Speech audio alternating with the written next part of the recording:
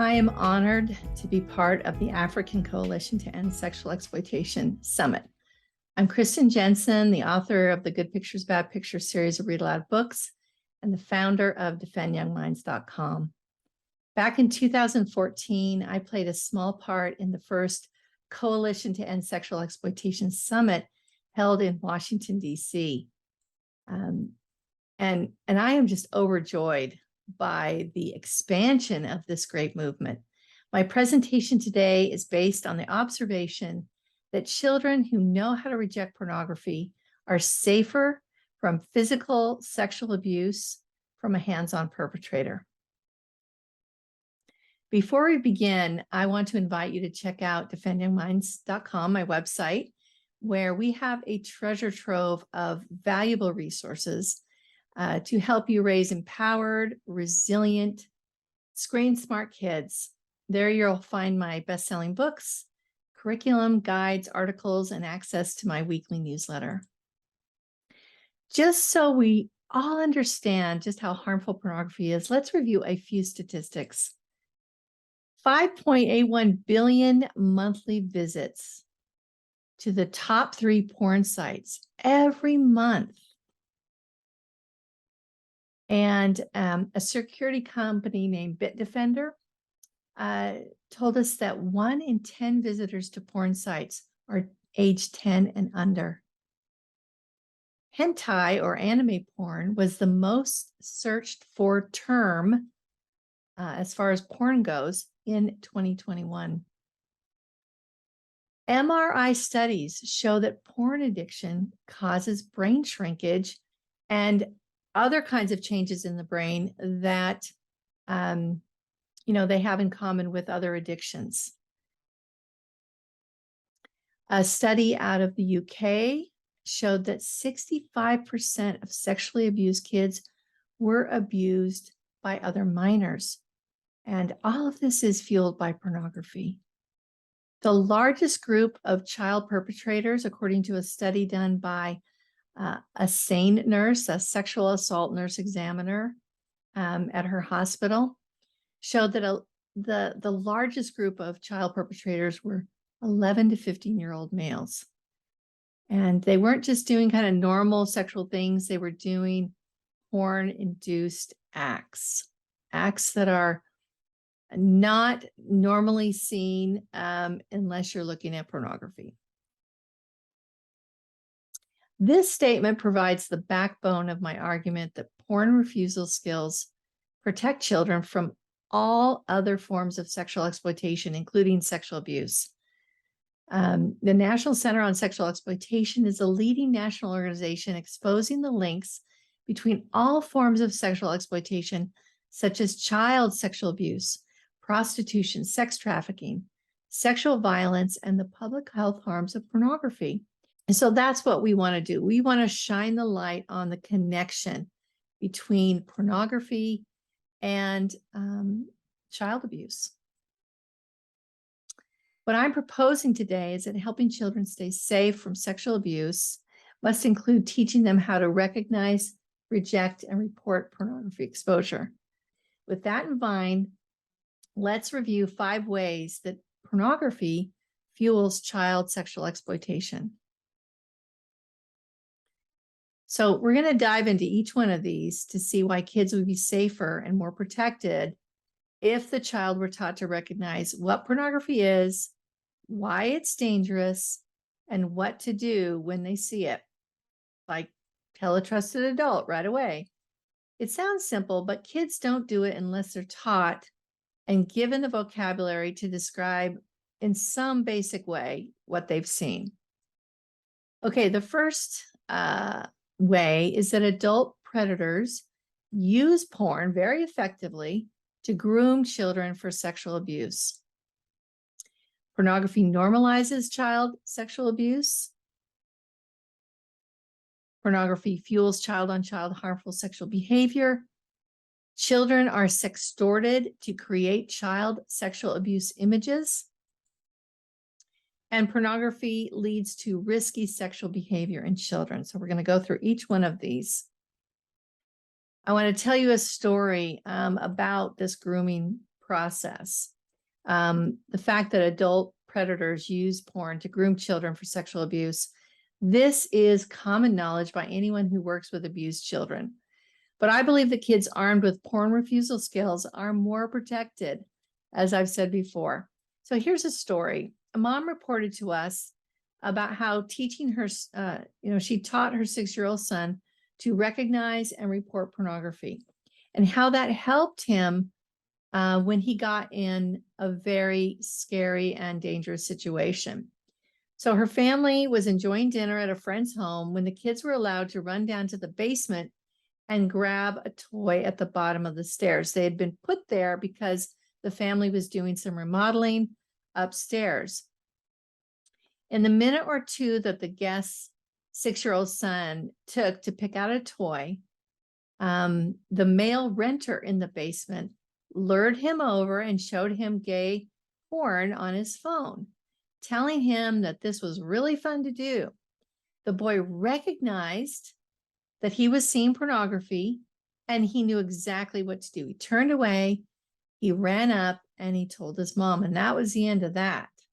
Imagine if he did not know what was happening to him, if he did not recognize that an adult was showing him pornography, and that this was not okay, that no adult should show children pornography. He may have been successfully groomed by this predator.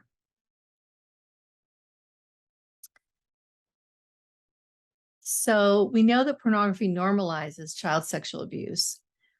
Now the internet and dark web are filled with child sexual abuse imagery, and even mainstream porn idolizes younger and younger looking teens, many dressed in little girl clothing with lollipops and, using high-pitched voices.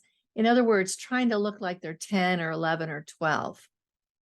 And then there's hentai and anime porn, cartoons that show young children performing sexual acts or even being raped.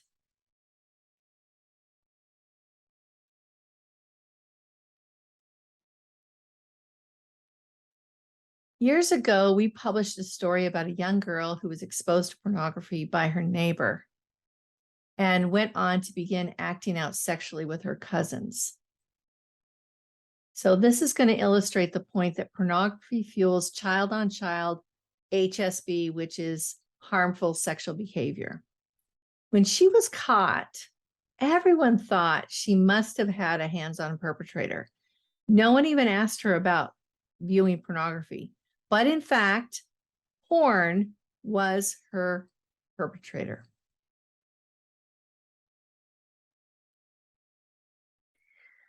So a study of 950 child patients presenting to a child advocacy center in the United States found that children who disclosed exposure to porn were at a 3.3 times greater likelihood of engaging in harmful sexual behavior with other children compared to those who did not disclose pornography exposure. So there you go. Again,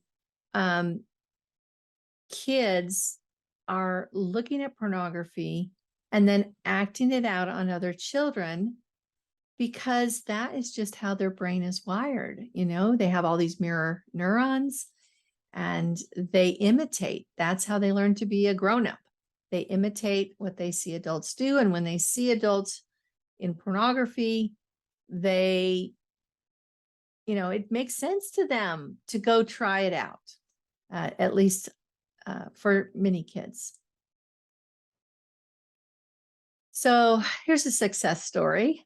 A teacher at a private school in the Midwestern United States was very concerned about how pornography was affecting her young students and decided to teach her class concepts and porn refusal skills from my book, Good Pictures, Bad Pictures.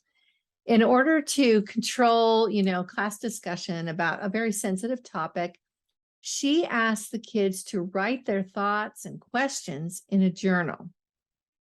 A 10-year-old girl wrote in her student journal that her stepbrother was showing her pornography. So that's a huge red flag, right?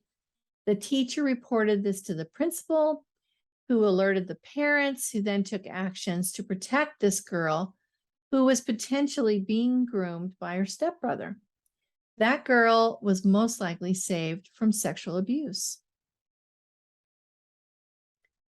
So number 4, children are sextorted to create child sexual abuse material, or CSAM.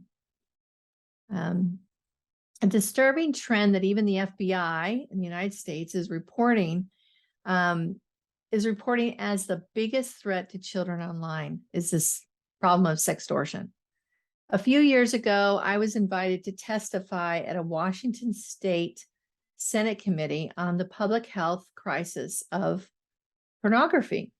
Sitting right next to me was Captain Michael Edwards of the Internet Crimes Against Children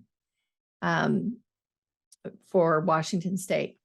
He brought a mountain of statistics and studies, none of which I remember. But I do remember the story about an 8-year-old boy who filmed himself raping a 4-year-old girl and then uploaded it to the internet. And you can't convince me that he wasn't groomed, that he wasn't sextorted in some way to know how to do that and to do that. Since then, I've learned about sophisticated sextortion rings that lure children in, get them to send a picture, and then, escalate the extortion so that they get more and more sexualized pictures and videos from these kids. Number 5, porn leads to risky sexual behavior in children. Studies show that children who watch porn engage in earlier sex and more risky sex, i.e., like anal sex. A meta-analysis of 22 studies left no doubt that boys who watch porn engage in more violent and aggressive sexual behavior. And I mentioned, this before, this study in Kansas City that showed that the largest group of perpetrators on children were actually boys ages 11 to 15. And again, they were doing acts that were very common in pornography. So I recently interviewed a child advocacy center forensic interviewer who joined our Defend Young Minds Parent Advisory Council. She reports that she hears about porn as a grooming tool often and believes that if more children were taught to report porn exposure, many of them could be protected from abuse. So here's a story that she told me and allowed me to tell you. She told me about a 13-year-old girl who came in for suicidal ideation. This is how upset she was. During the interviews, she revealed that her stepfather had used pornography to groom her for sexual abuse from the time she was 10. So that's 3 or 4 years. She had never told her mother what had been going on because of his threats to keep silent. And these threats were actually pretty mild. He said things like, we'll both get in trouble if you tell. And that was enough to keep her quiet. I asked the interviewer what might have happened if she had been taught by her mother to recognize and report pornography exposure, to her mom right away. And the interviewer said that in her opinion, the chances of this girl being abused would have been vastly reduced if she had been able to, nip it in the bud and tell her mom that her stepfather was showing her pornography. I think most moms would act on that information. This CAC forensic interviewer is now going to begin training her forensic team of interviewers to ask children about exposure to porn, something that she's never been trained to do. So again, we need to start realizing that connection is there. So let's now get into 5 refusal skills that help protect kids. First of all, teach kids to recognize pornography. The first step is to define what pornography is. And Dr. Jill Manning states that recognizing pornography is a crucial first step in helping children avoid it. In my Good Pictures, Bad Pictures book, I use an age-appropriate definition. Goes something like this.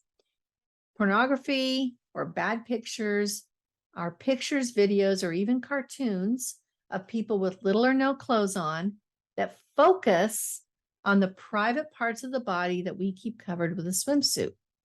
Basically, you want to give kids just enough information so they can recognize an inappropriate or explicit picture or video when they're exposed to it. Now, I don't gamble too much, but I would bet that if a child is seeing nudity on a screen, odds are they aren't looking at the ceiling of the Sistine Chapel or at the David statue. They are probably seeing something inappropriate. The next skill is they need to learn to come and tell a trusted adult. Knowing who kids can tell is the first part of this. When a parent invites a child to tell them when they see pornography, they're opening up the door to become that trusted adult. And this can be really other people as well in the child's life. They're unburdening the child who may keep it a secret out of shame, fear, or threats. Telling a trusted adult means you have an ally. Telling a trusted adult means there won't be a secret to drive, a wedge between the parent and the child. I heard from a mom who told me how her 7-year-old girl was lured into a bathroom by a 10-year-old neighbor, a 10-year-old neighbor boy. They were babysitting him for the summer. The boy tried to have sex with that 7-year-old girl. She refused and told her mom. Later, it was discovered that 3 weeks prior, the boy's mom had found pornography of every kind on his iPad. This single mom didn't know what to do. She had never talked to her son about pornography.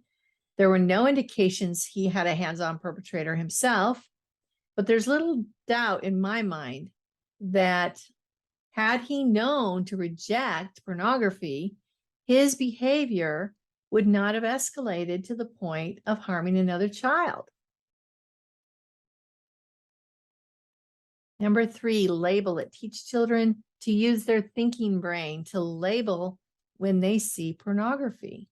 Children need to understand the best way to engage this thinking part of their brain when they're exposed to pornography is to actually say, either out loud or in a whisper, that's pornography. Labeling it takes the experience from the feeling part of the brain, or that kind of instinctive, primitive part of the brain, takes it from that part of the brain to the thinking brain, or this prefrontal cortex, where kids have a little bit more control. Number 4, learn to minimize shocking memories. Kids need to know how to use their thinking brain to minimize the memories of porn that may keep popping up inside their brain. And there are techniques of distraction, which, if practiced, will help kids gain more control of their thoughts. And I don't have time to explain all that. It is in my book, and it is a popular, actually, recovery procedure or practice. So that's really important to teach kids what to do with these shocking memories. Number 5, recognize that porn teaches unhealthy sexual beliefs. This is important, that kids understand that pornography is not teaching them a healthy way to have sex, or a good way, or a real way. It's very important that they know this. So here are some age-appropriate definitions of pornography, which I mentioned before. And as the child grows, you can, you should expand that definition. Here's the can-do plan that I have in my book. First thing, close my eyes, always tell a trusted adult, and name it when I see it. Then distract myself when I have those memories that pop up, right? Redirect my thoughts. Sometimes physical exercise helps, practicing a musical instrument, and then use that thinking brain to order the feeling brain, and to say, I am not going to look at pornography. I'm going to keep my brain safe from addiction. So, as I mentioned before, that it's important to teach kids that pornography is not simply inappropriate, erotic material. It's a toxic version of what healthy sexual intimacy can be. So, we need to persuade children to reject pornography. Ultimately, it's going to be up to them. And so, teaching them the difference between healthy sex, which is loving and builds emotional bonds. It's selfless. It values the whole individual. It's real, empowering, uplifting, versus porn sex, which is the exact opposite. It's often violent, leads to isolation, loneliness. It's selfish. It objectifies people as parts of their, as body parts. It's artificial, it's addictive, and it's degrading. And it's important that, like I said, as the kids get older, we expand their knowledge about pornography. So here is a chart that you can look at from preschool to 6. Again, define terms. What is pornography? Make sure they understand it's harmful to look at. We have a turn, run, tell plan for very young children. And it's also not safe to take or share pictures of people without clothes on. So nip that the sextortion in the bud, and also, sharing nudes, which has become such a problem especially with older kids. 6 through 10, again, a definition of pornography. We want to teach them how their two brains work, how porn can become an addiction, how it promotes unkind, violent behavior, and how to reject pornography with a plan. And then as they get older, we need to talk more about objectification, how that reduces empathy, how pornography portrays unhealthy, toxic sex, how it increases divorce and infidelity, and that it can even lead to sexual dysfunction and mental health problems. It also perpetuates racism, sexual violence, and is tied to sex trafficking. The porn industry makes billions of dollars off sexual exploitation, and porn performers are often abused and trafficked. These are concepts that older children can understand and can serve as, reasons to reject pornography. So let's just end by going through some resources that I have with Defend Young Minds. So I've got my books and a curriculum called Brain Defense, which I'll go through a little bit in just a minute. We have a lot of downloadable guides that many of them are free, and lots of timely articles and social media posts that encourage parents and anyone that works with children, gives information. So I hope you'll take advantage of these resources that we have spent years and years producing, and we offer really as a labor of love to put out there to help parents. And we also have, actually, it's not Let's Talk right now, it's called Tackle the Tech. And it's a Facebook group that we have that you can ask questions and become a member of. I've also recently put together with another therapist a guidebook for counseling kids. So this helps therapists use good pictures, bad pictures in their practices with kids, And there's 15 easy to use interventions, many of them classics, many of them creative. So check that out as well. And then this is our brain defense course. It's an open and go curriculum. So it's super easy. It's taught by these kids called the Brain Gang. There's workbooks, there's a parent support website, home connection letters that really bring the parents and involve them. And it's all based on research and prevention science.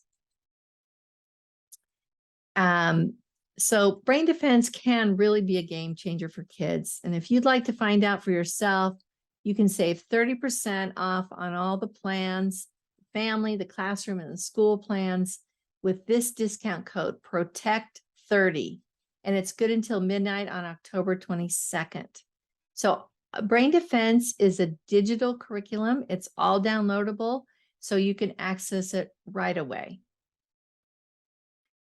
I would just end by inviting you to subscribe to receive our weekly updates and articles. They're free, and we have a monthly challenge as well that is so helpful to really take everything that we're teaching and put it right into action. And please follow us on social media, where we are, again, working to get information and resources out to parents and anyone that loves and cares for kids.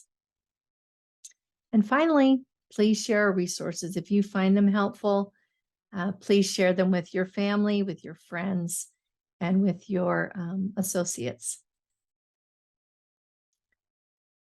So we've worked diligently to develop a wide range of helpful resources. And so I would just finally just invite you to download our guides, read Good Pictures, Bad Pictures to kids starting at age 3, and then arm kids with brain defense, digital safety. And I appreciate you listening today. Please feel free to contact me with any questions or comments.